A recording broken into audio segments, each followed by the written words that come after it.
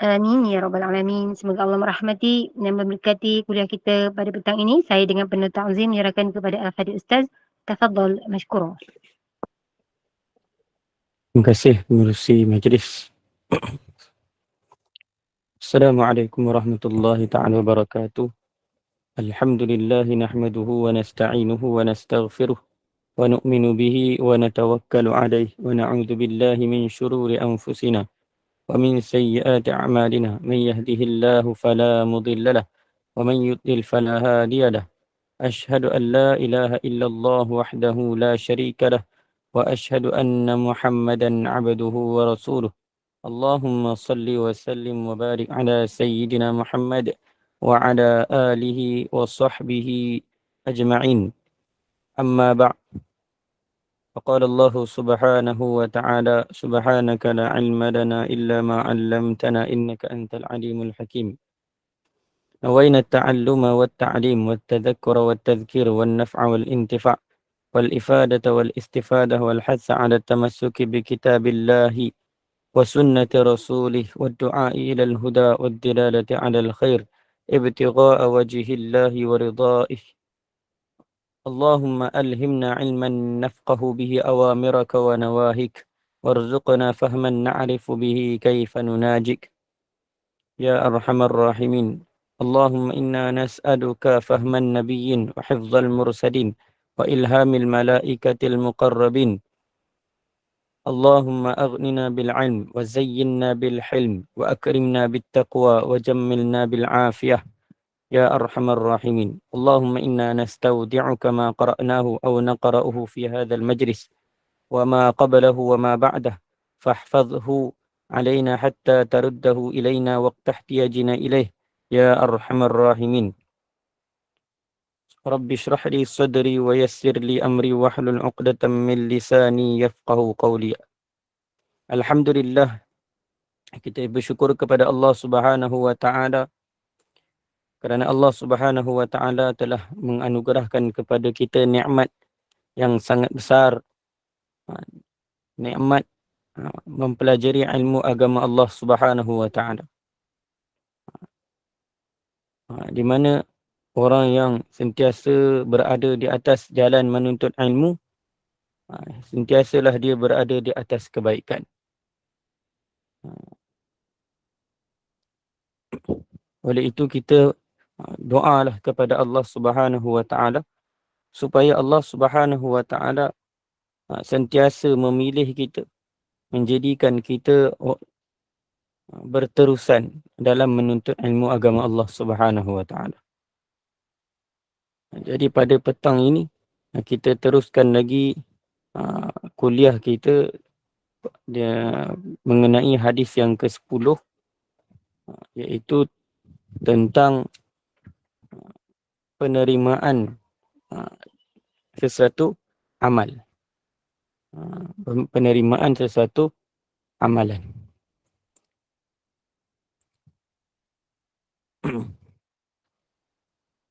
Iaitu kita pergi kepada tajuk yang perkara syarahan yang kedua.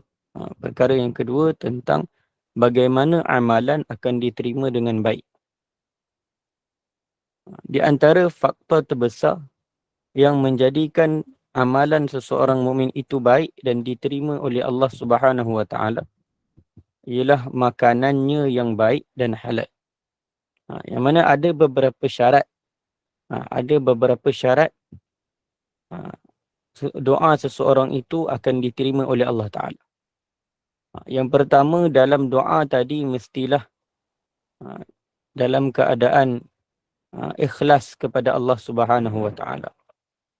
Yang mana dalam doa yang kita nak doa, dan juga kita sebagai orang yang nak berdoa, kita mesti hati kita mesti yakin sepenuhnya kepada Allah Subhanahu wa taala. Dan juga kita kena ikhlaskan diri dalam berdoa. Itu salah satu syarat, itu syarat yang pertama. Yang kedua, antara syarat penerimaan doa ialah Doa itu mestilah doa yang baik. Doa yang baik. Doa yang tidak melampau-lampau. Yang paling bagus doa itu daripada doa-doa yang diajarkan oleh baginda sallallahu alaihi wasallam. Dan doa itu adalah doa yang dibacakan, yang sentiasa dibaca oleh Nabi, sahabat dan para salafus salih. Itu doa itu mesti sesuai dengan sunnah. Dan kita hanya dalam hati kita sentiasa kita memohon hanya kepada Allah Subhanahu wa taala. Dan antara syarat doa untuk diterima oleh Allah Taala ialah kita mesti dalam doa kita antara faktor untuk penerimaan sesuatu amal ataupun sesuatu doa ialah dalam keadaan kita meminta keampunan kepada Allah Taala. Maknanya dalam keadaan kita ni orang yang taat, sentiasa melakukan perbuatan ketaatan. Sebab itulah apabila kita nak berdoa, kita berdoa selepas setiap amalan kebaikan. Iaitu bila kita buat, kita semayang, baca Quran. Maksudnya bila kita melakukan amalan-amalan ketaatan, maka kita diperintahkan untuk berdoa. Sebab apa? Doa selepas sesuatu amal juga adalah salah satu sebab doa kita diterima oleh Allah Ta'ala. Begitu juga yang seterusnya, bila kita berdoa, kita kena doa dengan penuh yakin yang Allah Ta'ala dengar permintaan kita. Dan kita kena yakin yang mana Allah Ta'ala akan terima doa kita. Kita jangan doa dalam keadaan kita bersangka-sangka dengan Allah Ta'ala. Kita kena doa dalam keadaan kita yakin Allah Ta'ala dengar doa kita. Maka kalaulah kita doa dalam keadaan ragu-ragu, Allah Ta'ala ni, Allah Ta'ala doa ke, Allah Ta'ala terima ke doa kita ni, Allah Ta'ala nak kabul ke doa kita ni. Dalam keadaan kita tidak ada yakin, ada ragu-ragu Allah Ta'ala nak dengar doa kita. Jadi untuk Allah Ta'ala nak kabulkan doa, Allah Ta'ala nak terima doa, mesti kita ada kena yakin dengan doa yang kita doa.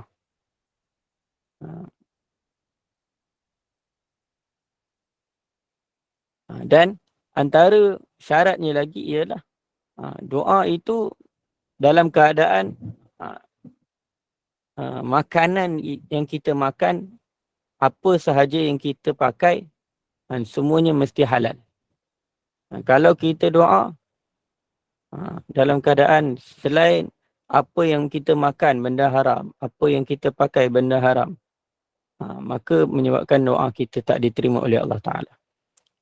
Inilah yang dimaksudkan dalam hadis ini. Iaitu antara faktor terbesar dalam penerimaan sesuatu doa dan juga dalam penerimaan sesuatu amal, maka mestilah makanan dan minuman kita, apa yang kita makan, mestilah makanan yang halal lagi baik. Begitu juga apa yang kita minum pun, mestilah minuman yang halal. Maknanya, perkara yang halal ni satu perkara yang penting untuk kita usahakan. Jangan kita buat indah tak indah tentang perkara yang berkaitan dengan halal dan haram. Sebab apa? Ia akan beri kesan pada doa kita. Jadi penting untuk kita tahu antara faktor terbesar ialah mengenai makanan dan minuman yang halal. Maknanya dalam hadis ini terdapat dalil yang menyatakan bahawa amalan itu tidak akan diterima kecuali dengan memakan makanan yang halal. Mana kita dapat faham daripada hadis yang disebutkan oleh baginda sallallahu alaihi wasallam tadi tentang seorang yang berdoa yang mana dalam keadaan nampak macam keadaan dia zuhud, rambut kusut masai, pakaian pakaian lusuh dan sebagainya, berdoa macam wali Allah Taala, tapi dalam keadaan apa yang dia makan haram, apa yang dia minum haram, apa yang dia pakai pun haram. Maka bagaimana amalan, bagaimana doanya nak dimakbulkan oleh Allah Subhanahu Wa Taala? Itu penting untuk jaga pemakanan kita. Mana amalan tak akan diterima melainkan makanan yang dimakan adalah makanan yang halal. Kerana makanan yang haram akan merosakkan dan menegah penerimaan amal. Akan menegah penerimaan amalan tersebut. Betul juga, amal tak diterima, doa pun tak diterima. Oleh kerana itu kita kena usaha, kita kena berhati-hati dengan pemakanan kita. Jangan kita nampak satu benda tu, nampak bagus, cantik, menarik. Tapi lepas tu pula kita nampak apa kata no pork kan, apa dan sebagainya, kita terus masuk. Sedangkan kita tak tahu bagaimana cara dia penyediaan makanan-makanan tersebut. Kadang kita nampak macam bersih, tapi kita tak tahu mana dia punya sumber-sumber dia, asas-asas barang yang dimasak, barang-barang yang digunakan, adakah dia pasti halal ataupun tidak. Jadi bab halal ini perlu kita ambil berat, sangat-sangat penting. Terutama kita makan di restoran-restoran yang mana kita tidak pasti tentang kehalalan dia. Sebab tu kalau kita nak pergi makan, carilah restoran-restoran ataupun kedai-kedai makan yang dia punya pengusaha dia, yang dia punya owner restoran itu ataupun kedai makan tersebut orang Islam yang jaga segala perkara-perkara yang halal. Mana kalau kita nak tengok jenis, kita kena tengok orang yang jaga semayang, orang yang jaga kebersihan. Yang paling penting dia adalah orang Islam. Barulah kita makan. Dan juga barang-barang yang digunakan, mesti kita kena perhati. Jangan kita kita masuk asal nampak macam bersih, kita kata bolehlah makan kat sini. Sedangkan kadang-kadang ada setengah-setengah restoran yang mana dia punya owner dia bukan Islam. Owner dia bukan Islam. Lepas tu orang-orang yang menyediakan makanan pun tidak menjaga kebersihan dan sebagainya. Jadi kita kena khawatir benda-benda tersebut. Jadi penting. Sebab apa? Sebab ia akan bagi kesan pada amalan kita. Dia akan bagi kesan pada doa kita. Itu juga untuk anak-anak kita. Anak-anak kita pun sama juga. Kita kena hati-hati. Kita kena perhatikan mereka. Untuk utama yang dah besar-besar sikit, yang dah pandai beli makanan, yang dah pandai berjalan. Kita kena pastikan apa yang mereka makan, pastikan halal, pastikan bersih. Yang dituntut ialah halalan tayyiban, kan? Maknanya makanan tadi satunya halal dari sisi syariat, satu lagi tayyib. Okay. Mana kalau kata KFC dengan McD, dia ada penasihat syariah dia. Jadi setiap apa yang dibuat, kebanyakannya dia punya dia punya shareholder dia orang Islam dan juga yang dekat Malaysia lah. Tapi kalau dekat luar negara, kita kena hati-hati lah. Ini kalau dekat Malaysia ni, KFC ke McD ke, walaupun dikatakan nama tu bukan, asalnya daripada bukan negara Islam punya nama. Tapi dari segi, maknanya mereka ni dah melalui beberapa prosedur-prosedur yang menyebabkan mereka menjaga kebersihan dan menjaga kehalalan makanan. Jadi dia ada penasihat syariah dia dan ada orang yang memantau.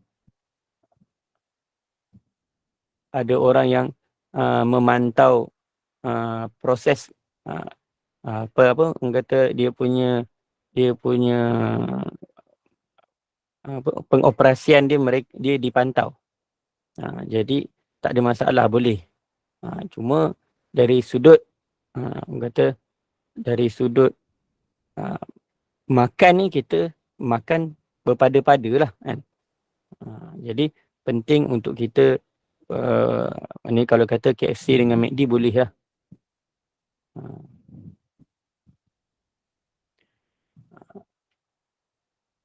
Tapi paling bagus kita makan dengan masakan kita sendiri.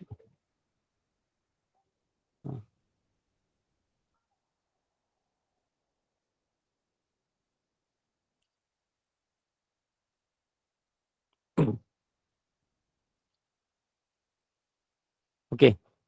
Kemudian Rasulullah SAW bersabda, la yaqbalu illa tayyiban. Allah Ta'ala tidak menerima melainkan sesuatu yang baik sahaja. Selepas itu baginda SAW membuat penegasan dengan katanya, wa innallaha amaral mu'minina bima amara bihil mursalin. Faqala ta'ala, ya ayyuhar rusul kulu minat tayyibati wa'malu salihah. وقال تعالى يا أيها الذين آمنوا كلوا من طيبات ما رزقناكم. Itu, dan lepas daripada Allah Ta'ala menyebut la yaqbalu illa tayyiban, Nabi SAW lepas Nabi SAW sabda la yaqbalu illa tayyiban, Nabi SAW sebutkan tentang perkara apa? Sesungguhnya Allah Ta'ala memerintahkan orang-orang yang beriman sebagaimana ia telah perintahkan dengannya akan rasul-rasul. Maknanya apa yang Allah Ta'ala perintah rasul-rasul, maka itulah juga Allah Ta'ala perintah kepada orang-orang yang beriman. Maka Allah Subhanahu Wa Ta'ala berfirman, iaitu apa yang Allah Ta'ala perintah kepada rasul-rasul, iaitu Allah Ta'ala perintah, wahai rasul-rasul, makanlah kamu daripada makanan, perkara-perkara, benda-benda yang baik. Wa'malu salihah, dan hendaklah kamu beramal dengan amalan yang baik. Ini adalah perintah Allah kepada rasul-rasul. Dan begitu juga Allah Ta'ala perintah kepada orang beriman.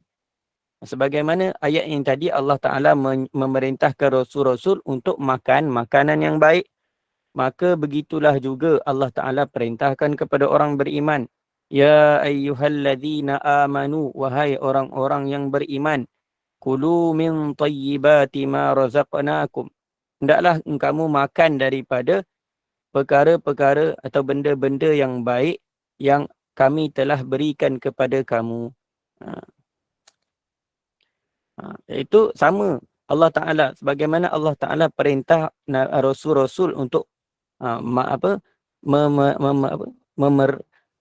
untuk memastikan makanan-makanan yang dimakan itu halal, begitulah juga Allah Ta'ala perintah orang beriman supaya makan makanan yang dipastikan halal. Ini bermakna para rasul dan umat mereka diperintahkan supaya memakan makanan yang baik serta halal, dan diperintahkan supaya melakukan amal soleh. Maknanya bila kita makan makanan yang baik, maka akan terzahirlah amalan itu amalan yang baik. Yang mana amalan amalan ini akan, bila mana amalan kita akan jadi baik, akan terzahir perlakuan yang baik bila mana makanan kita baik. Maknanya makanan yang baik itu juga akan beri kesan pada amal kita. Makanan yang baik itu juga akan memberi kesan kepada amalan kita.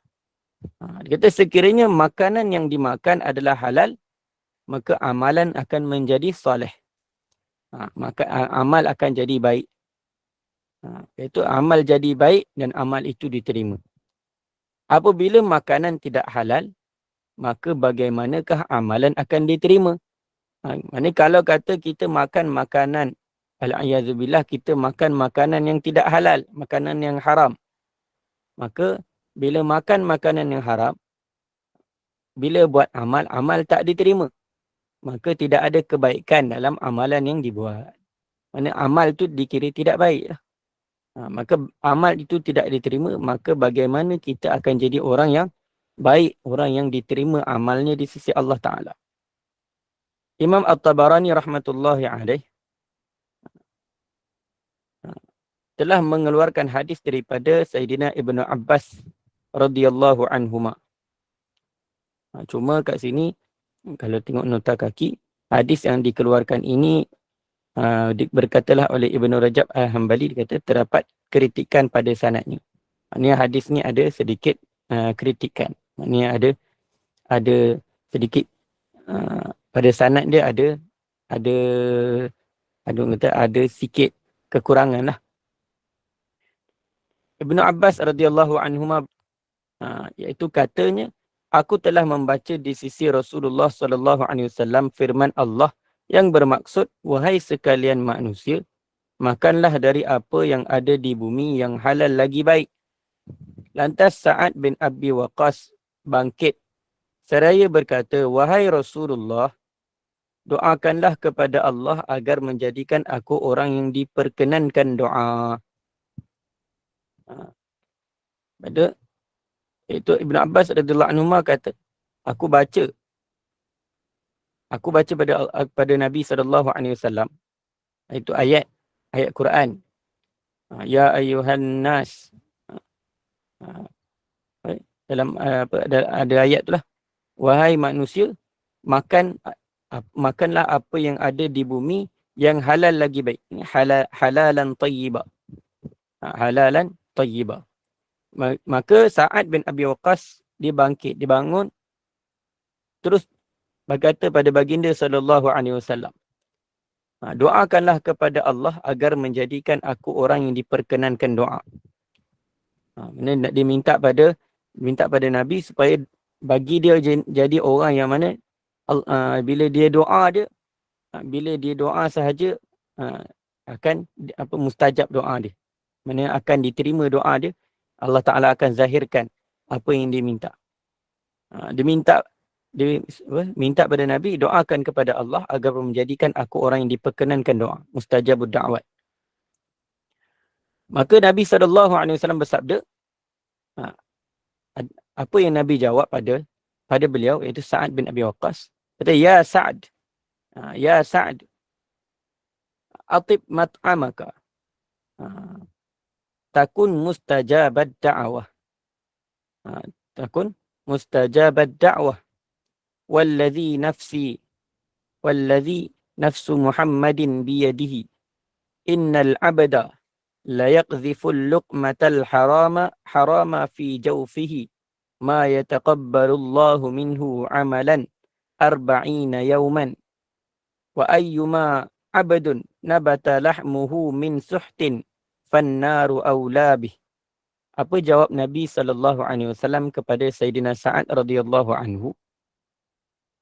Itu, wahai Sa'ad, atib mat'amaka, iaitu perelokkanlah makanan kamu. Maka Nabi bagi tahu, nak jadi orang yang kata, takun mustajabad da'wah. Kamu akan jadi orang yang mustajabad da'wah. Orang yang mustajab doanya. Kata, perelokkanlah makananmu, nescaya kamu akan menjadi orang yang akan diterima doanya. Mana kalau kata dia tak, Nabi SAW tak terus doakan untuk Sa'ad, untuk Sayyidina Sa'ad radhiyallahu anhu. Dia tak terus tak terus doakan untuk beliau supaya jadi orang yang mustajab da'wat. Tapi baginda SAW bagi nasihat. Bagi nasihat. Atib mat'amaka. Tapi adakah sahabat ni dia makan benda haram? Tak. Cuma nak bagi tahu antara kriteria untuk doa diterima adalah memperelokkan ataupun mengusahakan makanan yang kita makan ialah halalan tayyiba. Kata perelokkan makananmu, iaitu makan. Mana banyak perkara sebenarnya. Bukan sekadar halal semata-mata. Bahkan makanan yang dimakan mestilah makanan yang mana yang bagus. Yang bagus dari sudut dari sudut kesihatannya. Makanan yang dikatakan makanan yang tidak menyebabkan kemudaratan. Dan juga makanan yang mana makan secara sederhana. Makan mengikut cara sunnah Nabi SAW. Kadang kita makan benda tu, makan halal dah, bagus dah. Tapi tidak kena. Maknanya, untuk mendapat halalan tayyiba ini banyak perkara sebenarnya. Banyak perkara yang perlu kita perhatikan. Bukan sekadar makanan itu saja halal. Tapi dia menyebabkan halal yang menyebabkan kita ini mendapat manfaat-manfaat yang lain daripada halalnya sesuatu makanan. Maka kamu akan jadi orang yang mustajabud da'wat. Orang yang menjadi orang yang mustajab doa. Jadi kita nak doa kita diterima, maka jagalah pemakanan kita. Jagalah pemakanan kita. Walladhi nafsu Muhammadin biyadihi. Demi zat yang jiwa Muhammad berada dalam genggamannya. Ini sumpah Nabi SAW. Innal abda, sesungguhnya seseorang hamba itu la yaqdhiful luqmatal harama fi jawfih. Iaitu sesungguhnya seseorang hamba mencampakkan seketul makanan yang haram. Ataupun mudah fahamnya, dia memasukkan makanan haram ke dalam perutnya. Ma yataqabbalullahu minhu amalan. Maka Allah Ta'ala tidak akan menerima daripadanya sesuatu amalan pun. Sebarang amal pun Allah Ta'ala takkan terima arba'ina yauman, selama 40 hari. Maknanya, sebab tu ada ulama yang mengatakan makan benda haram gelap hati 40 hari. Maknanya setiap maka akan berlakulah kekurangan pada amal. Amalan dibuat tapi tak diterima oleh Allah Ta'ala. Amalan dibuat tapi tak ada ganjaran di sisi Allah Ta'ala. Bila mana memasukkan makanan yang haram dalam perut kita. Ma yataqabbalullahu minhu amalan. Satu amal pun takkan diterima. Satu amal pun takkan diterima selama 40 hari. Itu. Dan sesiapa yang dagingnya, ayyuma abdin, sesiapa yang dagingnya tumbuh daripada perkara yang haram, min suhtin, sesuatu yang haram, fannaru awlabih, maka neraka itu adalah lebih utama baginya. Maknanya daging yang tumbuh hasil daripada makanan yang haram, daripada sesuatu yang haram, bukan makanan semata-mata, bahkan apa sahaja yang kita hasilkan, muamalat kita, kita buat jual beli tapi jual beli tak sah, ataupun kita makan riba, hasil riba tadi kita beli makanan, kita makan. Kadang makanan tu halal tapi sumber dia daripada haram. Jadi bukan sekadar makanan itu daripada zatnya halal, bahkan sumber daripada menghasilkan makanan tersebut juga mesti halal. Maknanya kalaulah sumbernya daripada yang haram, walaupun makan apa, makan KFC, makan McD, tapi guna apa? Duit curi. Ataupun guna duit mana? Tipu orang. Tu makan besar-besar. Satu lagi pergi belanja orang makan pula. Maka dia telah menyebabkan orang lain makan benda haram. Maknanya orang yang dagingnya tumbuh daripada hasil yang haram, maka neraka itulah lebih aula dengannya, lebih utama baginya. Sebab tu kita kena tahu setiap apa yang kita makan, bukan sahaja zat makanan itu perlu halal, bahkan sumbernya perlu halal. Abu Yahya Al-Qattat telah meriwayatkan daripada Imam Mujahid rahmatullahi alaih, daripada Ibnu Abbas radhiyallahu anhuma, katanya, Allah Subhanahu wa taala tidak akan menerima sembahyang seseorang yang di dalam rongganya, yakni di dalam perutnya terdapat benda yang haram. Maknanya kalau kata sembahyang itu kat sini disebutkan sembahyang. Maknanya sembahyang ni ialah seafdal ibadat. Maknanya kalaulah sembahyang pun tak diterima, maka apatah lagi amalan-amalan yang lain. Sembahyang ni lah orang kata ibu segala ibadat. Kata mukhul atau apa, ada hadis yang kata ad-du'a mukhul ibadah. Tapi ada ulama kata riwayat apa, riwayat yang tu dhaif. Tapi ada yang riwayat yang masyhur ialah ad-du'a huwal ibadah. Iaitu doa itu adalah ibadah. Mana afdalul ibadat ialah sembahyang. Mana kalau Allah Taala tak terima sembahyang, maka lebih aulalah amalan-amalan yang lain. Kalaulah kita makan benda-benda yang haram ataupun hasil daripada perkara yang haram, maka sembahyang kita tak diterima. Kat sini ada beberapa perkara tentang ternafinya penerimaan. Bila sebutkan bila amalan takkan diterima melainkan bila makanan kita halal. Apabila ianya baik, segala perkara tidak akan diterima. La yuqbalu illa tayyiban. La yuqbalu illa tayyiban. Allah Ta'ala hanya menerima perkara yang baik. Mana ternafinya perkara, ternafinya penerimaan. Kat sini dikata Allah Ta'ala tak terima. Allah Ta'ala tidak menerima amalan.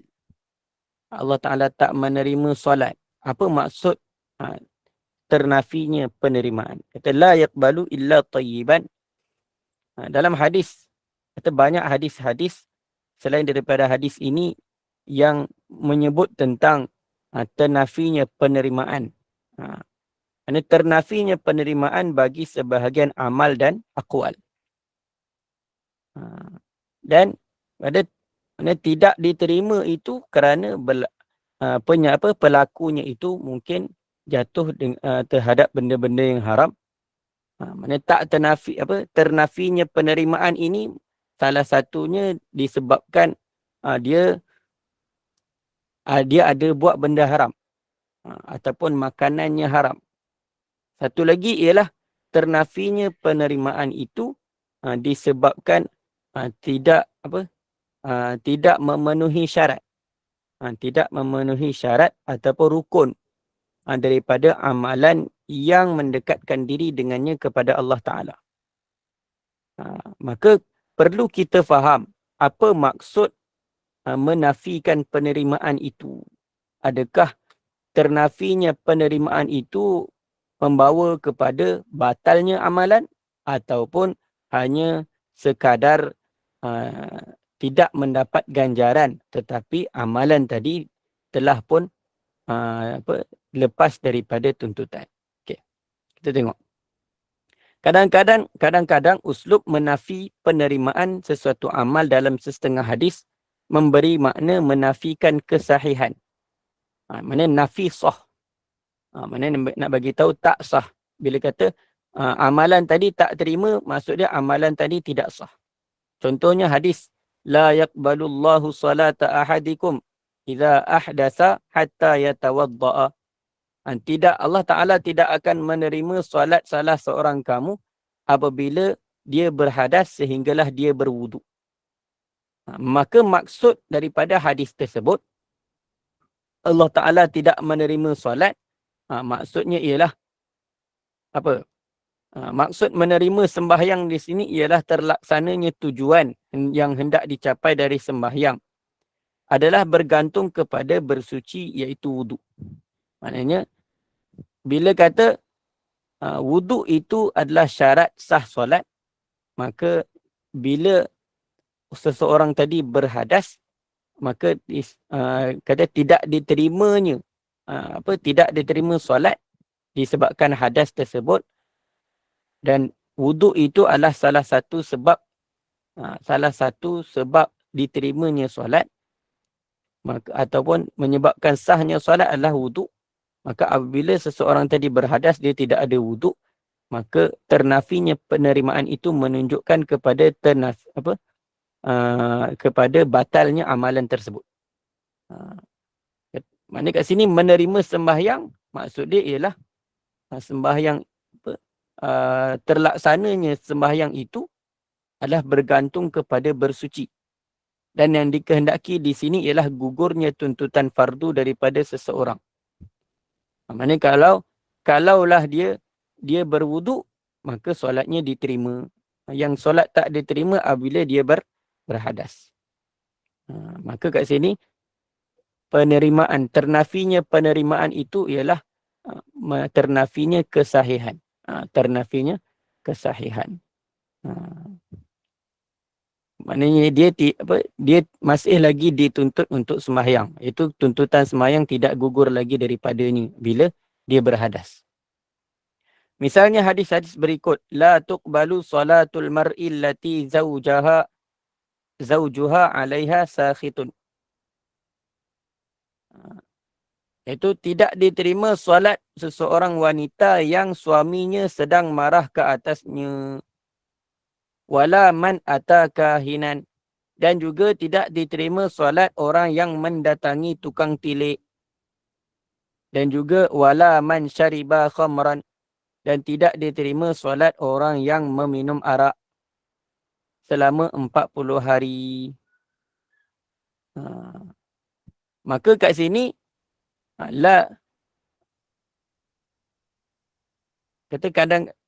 kadang-kadang uslub menafikan penerimaan yang terdapat dalam banyak hadis memberi makna menafikan ganjaran dan pahala. Kalau yang atas tadi dia menafikan kesahihan. Tapi kadang-kadang bila kata tidak diterima itu ialah dia hanya menafikan penerimaan, menunjukkan ternafinya apa? Menafikan ganjaran. Maknanya dia semayang tu diterima tak? Dari sudut tuntutan ianya diterima, tetapi dari segi ganjaran ianya tidak ada ganjaran. Contoh kata seseorang wanita itu tidak diterima solat wanita yang suaminya sedang murka kepadanya. Itu maksud dia apa? Maksud dia kalaulah perempuan tadi semayang dia masih dikira sah. Cuma yang dinafikan penerimaan itu ialah dia tidak mendapat ganjaran daripada Allah Subhanahu Wa Taala. Tapi sembahyang dia sah dan terlepas daripada tuntutan. Itu juga orang yang mendatangi tukang tilik, pergi kat bomoh-bomoh yang dan mempercayai 100% kepada bomoh-bomoh, ataupun pergi kat mana tukang tenung, tukang tilik, nak tilik nasib. Nak tilik nasib. Maka kalau dia semayang sah tak? Semayang dia sah. Tapi dari segi ganjaran tak ada ganjaran. Begitu juga orang yang minum arak. Dia semayang dia sah. Mana kalau kata dia lepas minum arak tu, contohlah orang ajak dia pergi semayang. Mana dia dah habis dah mabuk dia. Dia ambil wuduk dan sebagainya, dia bersuci dan sebagainya, pergi semayang. Semayang dia sah. Tapi oleh kerana dia minum arak, maka kesan daripada minum arak itu, amalan dia tidak akan dapat ganjaran. Itu selama 40 hari. Itu maksud dia lah menafikan ganjaran. Dia tak dapat pahala, tak dapat ganjaran. Tapi tetap dia dituntut untuk melaksanakan kefarduan. Dan kefarduan itu gugur. Kefarduan itu gugur dengan dimelakukannya. La yaqbalu illa tayyiban. Dia tidak menerima kecuali yang baik. Man salla fi thawbin. Man salla fi thawbin. Qimatuhu asyaratun darahima. Haramun.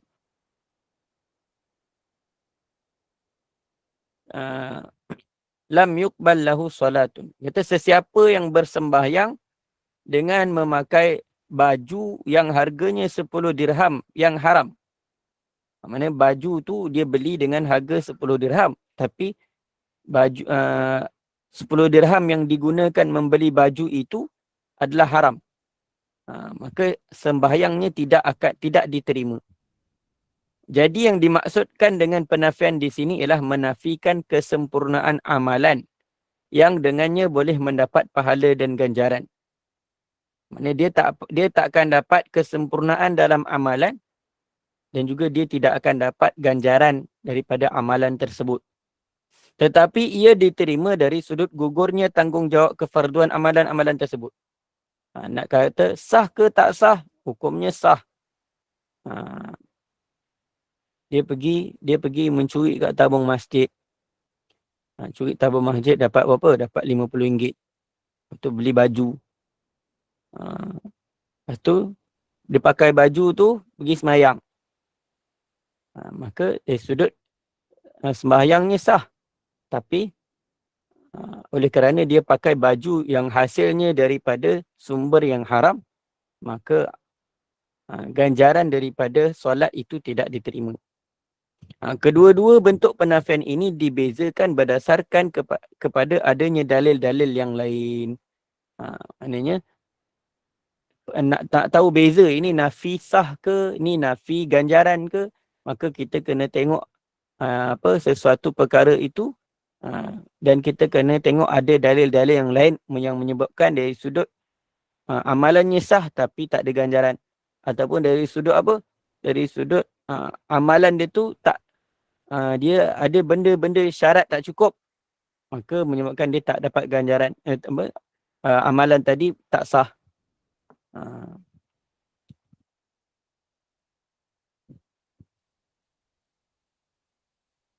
Okay. Seperti mana yang disebutkan bila kata sesuatu amalan tadi dari sudut penerimaan dia, kadang-kadang dianya tak diterima itu mungkin disebabkan ada benda-benda haram ataupun disebabkan kerana dia tercacat satu syarat daripada syarat-syarat amal tersebut, menyebabkan amal tadi tidak diterima. Ataupun amalan tadi dia ada rukun-rukun tertentu, maka bila rukun itu tidak dibuat, maka amalan tersebut tak diterima. Maka setiap daripada konteks, setiap daripada ayat-ayat yang disebutkan, mana ianya bergantung kepada syarat-syarat tertentu. Mana kalau kita nak tahu ini, kalau yang ni dia tak diterima, itu tidak diterima dari sudut apa? Tak diterima dari segi kesahihan dia, maka amalan tu tak sah, ataupun tak diterima itu dari sudut dia dari sudut syarat-syarat amal semua dah buat dah. Tapi ada perkara lain yang menyebabkan dia menyebabkan amalan tadi dia tidak ada ganjaran. Mana itu ternafi ganjaran. Okay. Wallahu a'lam. Ada soalan? Silakan kepada yang ingin bertanya, silakan.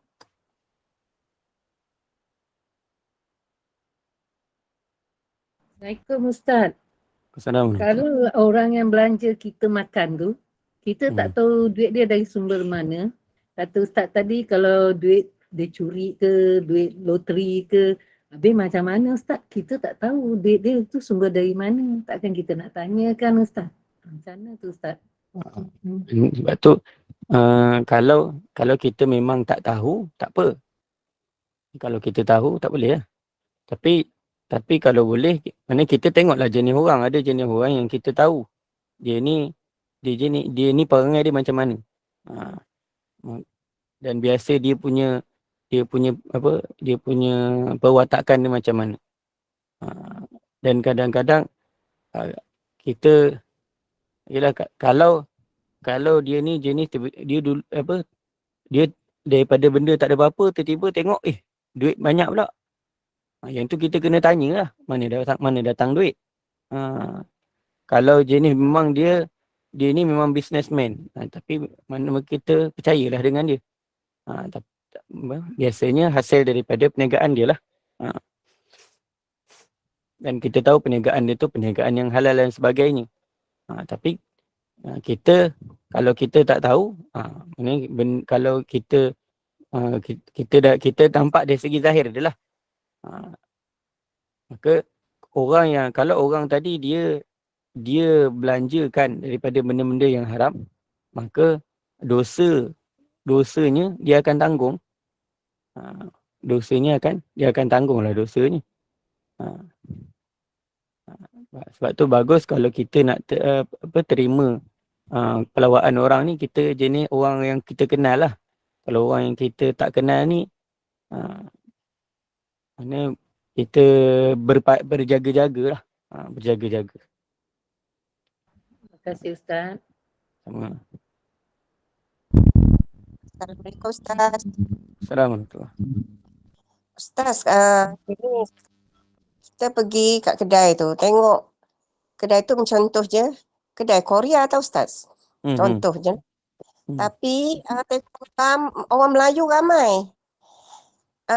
Ramai makan kat situ. Tapi kita macam was-was dengan makanan kat situ. Macam mana tu kira kita nak ikut ramai orang Melayu ke ataupun macam mana? Okay. Terima kasih Ustaz. Satu, kedai tu macam Korea. Jadi biasa kedai-kedai macam ni kita kena tahulah. Mana kita kena selidik dulu kedai ni macam mana dia punya dia punya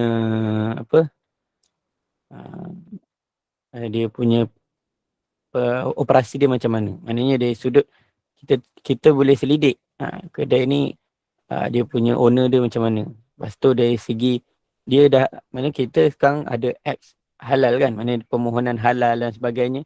Kita boleh check dah. Kita boleh tahu kedai ni dia dapat persijilan halal ataupun tidak.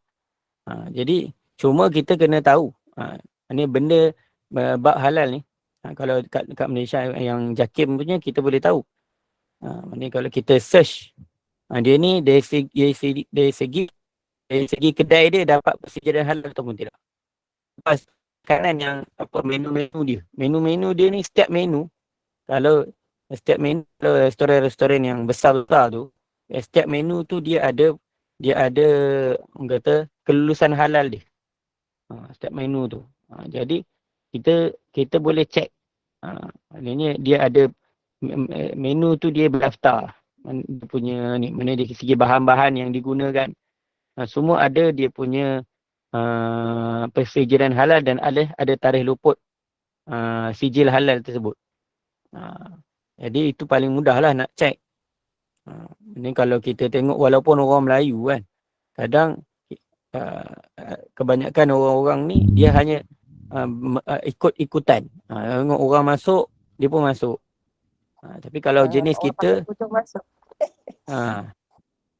tapi kalau kita ni jenis orang yang nak jaga, kita kena pastikan lah. Jangan kita ikut semata-mata. Maknanya kita tengok yelah kadang-kadang Orang Melayu makan kat situ, tapi kita tengok orang yang dia punya staff dia tak ada seorang pun orang Melayu. Kadang-kadang staff dia seorang pun tak ada Melayu. Bila tak ada Melayu, maknanya kehalalannya diragui lah. Sebab apa? Dia tak ada orang Islam langsung dalam kedai tersebut yang menguruskan kedai. Kalau macam contoh macam KFC, McD, yang uruskan ialah orang Islam, dan juga dia punya orang-orang atasan dia banyak yang bahagian sumber-sumber dia banyak daripada yang Islam juga. Jadi itu tidak ada keraguan lah.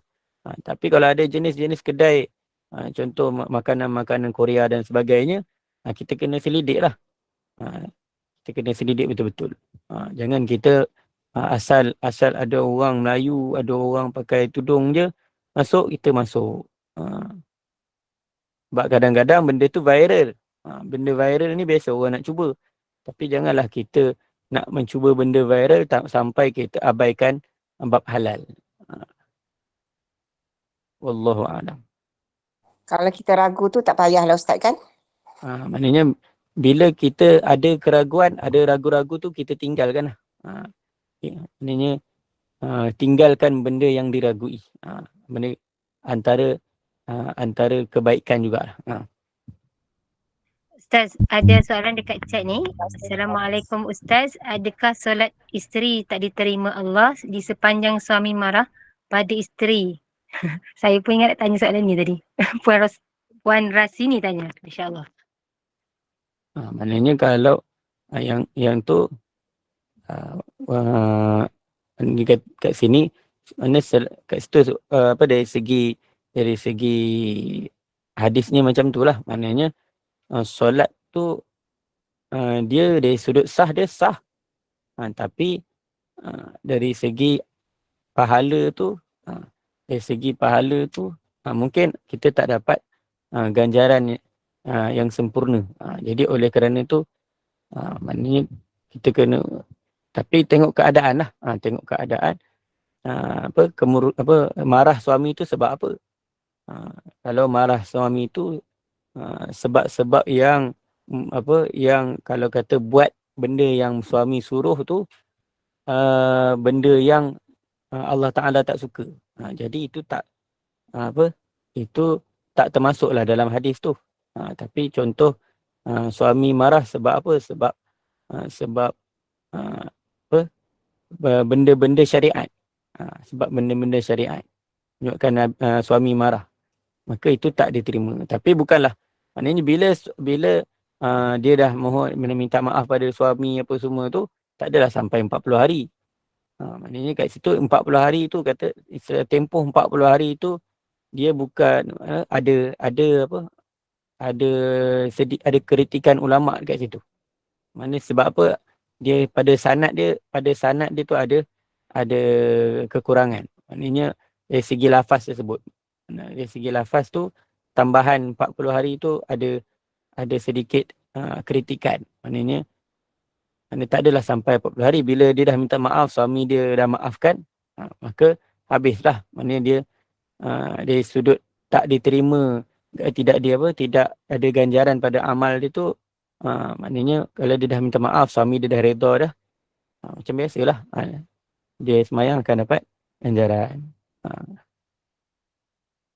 Assalamualaikum Ustaz. Assalamualaikum.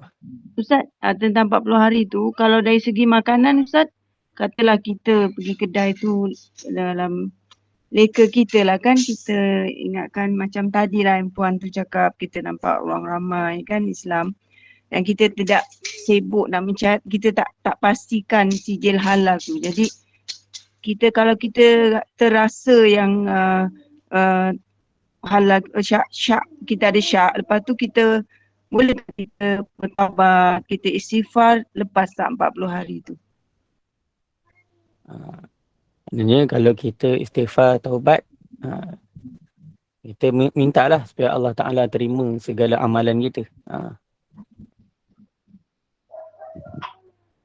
maknanya kita istighfar bertaubat lah. Benda tu memang kita tak sengajakan lah. Kita tak tahu. Gitu, Ustaz Ya, ya. Terima kasih Sebenarnya, Ustaz. segala perkara yang Allah Ta'ala murka tu, bila kita bertaubat istighfar, maka Allah Ta'ala akan ampun lah. InsyaAllah.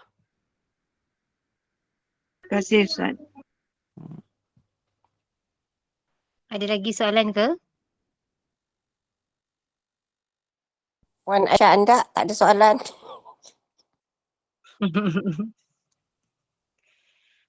Tak ada lah tu. Petang ni tak ada rasanya. Okey, tak apa Ustaz. Kalau tak ada, kita tutup lah ya Ustaz. InsyaAllah. Okey. Baik, Alhamdulillah. Barakallahu fikum. Jazakumullah khairan kathira Ustaz. Mudah-mudahan kita mendapat ilmu lah hari ini. Kefahaman berkenaan dengan halal dan haram ini. Semoga kita dan keluarga dijauhi dari perkara-perkara ataupun makanan-makanan yang tidak halal kerana ia akan menjadi darah daging. Terima kasih kepada tim Gemar Iman. Terima kasih kepada sahabat-sahabat pencinta ilmu yang mengimarahkan kuliah kita hari ini. Allah pilih kita untuk duduk di dalam majlis ilmu kerana dengan kasih sayang Allah. Masya Allah. Izinkan saya buat ibahan Ustaz. Pada pukul 8 malam, kuliah maghrib hari ini bersama dengan Al-Fadhil Ustaz Abdullah Umar bin Muhammad Saleh dengan pengajian tahsin Al-Quran. Dan 9.15 malam kuliah isyak bersama dengan Al-Fadhil Ustaz Khairul Fahmi bin Muhammad Anwar dengan begitu rupanya kisah Nabi Adam. Jadi dengan ini saya mewakili Gemar Iman memohon maaf sekiranya ada sebarang kekurangan dan kesilapan. Yang baik itu datang daripada Allah, yang tidak baik dan kelemahan itu dari kami sendiri. Kita tangguh kuliah kita. Sebagai menutup majlis, mohon sekali lagi Al-Fadhil Ustaz untuk membacakan tasbih kifarah dan surat As. Saya sudahi dengan wabillahi taufiq wa hidayah. Assalamualaikum warahmatullahi wabarakatuh. Subhanakallahumma bihamdika asyhadu an la ilaha illa anta astaghfiruka wa atubu ilaik. Bismillahirrahmanirrahim. Wal 'asri innal insana lafi khusr illa alladhina amanu wa 'amilus solihat wa tawasaw bil haqqi wa tawasaw bis sabr. Assalamualaikum warahmatullahi wabarakatuh.